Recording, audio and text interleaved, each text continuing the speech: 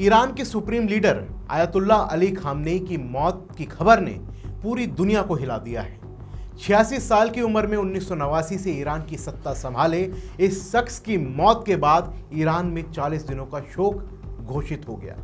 लेकिन सवाल ये नहीं कि खामनेई जीवित थे या नहीं, सवाल ये है कि भारत में उनकी मौत पर जो मातम मचा है वो असल में किसके लिए है।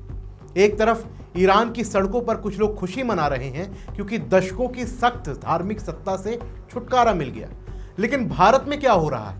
यहाँ सिया समुदाय के लोग सड़कों पर उतर आए हैं। श्रीनगर से लखनऊ, आगरा से अमरोहा, बड़गांव से पुलवामा, कश्मीर से लेकर पश्चिमी उत्तर प्रदेश तक, कर्नाटक तक में लोग काले झंडे, काले कपड़े, नारे लगाते हुए अमेरिका इजराइल के खिलाफ गुस्सा जाहिर कर रहे हैं।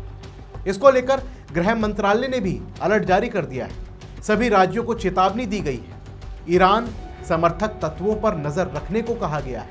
दूतावास की सुरक्षा बढ़ाने का आदेश दिया गया है। भड़काऊ भाषण देने वालों की पहचान करने को कहा गया है, क्योंकि ये प्रदर्शन कोई छुटपुट नहीं है, ये संगठित लगते हैं और हिंसा में भी बदल सकते हैं। अब आते हैं असल कहानी पर। खामनेई कौन थे? ईरान के सुप्रीम लीडर, शिया दुनिया के सबसे बड़े धार्मिक राजनीतिक चेहरों में से एक। वो मर्ज़ाए तकलीद थे, शिया मुसलमानों के लिए अनुकरण का स्रोत। उनकी मौत पर शिया समुदाय का दुख स्वाभाविक है, भावनात्मक है, लेकिन भारत में ये दुख राजनीति की भट्टी में चढ़ गया है। कुछ नेता ऐसे निकल गए जिन्होंने फौरन शोक जताया, बयान दिए और दुनिया को सबक सिखाने लगे। और अब देखिए प्रियंका गांधी, उन्होंने भी क्या कहा?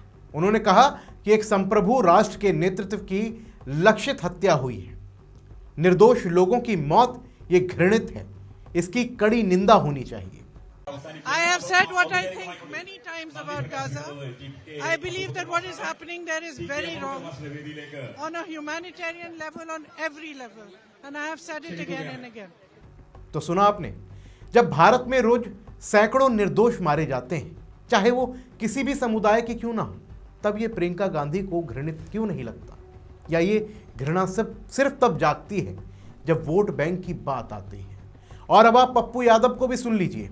उन्होंने कहा कि ईरान भारत का स्वाभाविक दोस्त रहा है, हमें भावनात्मक रूप से इस घटना पर आवाज उठानी चाहिए। सर, जंग हो गई।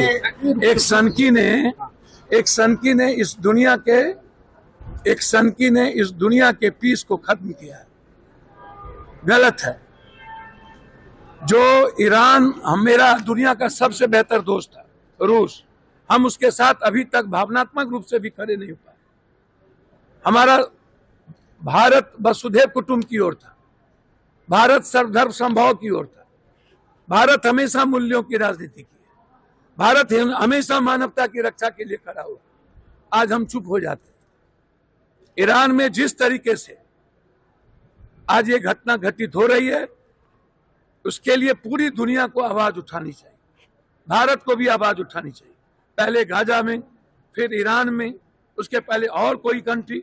तो ये जो बिल्कुल जुल्मी राष्ट्रपति है, ये बहुत गलत है। इसके लिए हम सबको मिल करके एक आवाज उठाना पड़ेगा, सेव ह्यूमैनिटी के लिए, सेव वर्ल्ड के लिए और सेव बच्चों के लिए, आम आदमी के लिए। लगातार हमला जिससे आम आदमी की मौत हो रही है, उसकी सेविंग के लिए आवाज उठाने की जरूरत है। अमेरिका के राष्ट्रपति ने बिल्कुल गलत किया है, उसके खिलाफ आवाज उठाना ही चाहिए। ईरान के सुप्रीम, मैं यहाँ एक सवाल पूछना चाहता हूँ। ईरान ने भारत का कितना साथ दिया? हाँ, तेल दिया, लेकिन क्या वो दोस्ती इतनी गहरी थी कि खामनेई की मौत पर छाती पीटनी पड़े? या ये दोस्ती सिर्फ वोटों की थी? वो हमेशा कश्मीर के मुद्दे पर पाकिस्तान का साथ देते रहे, लेकिन बिहार में, यूपी में, जहां सिया वोट निर्णायक हैं, वहां ये शोक का मंच बन गया है।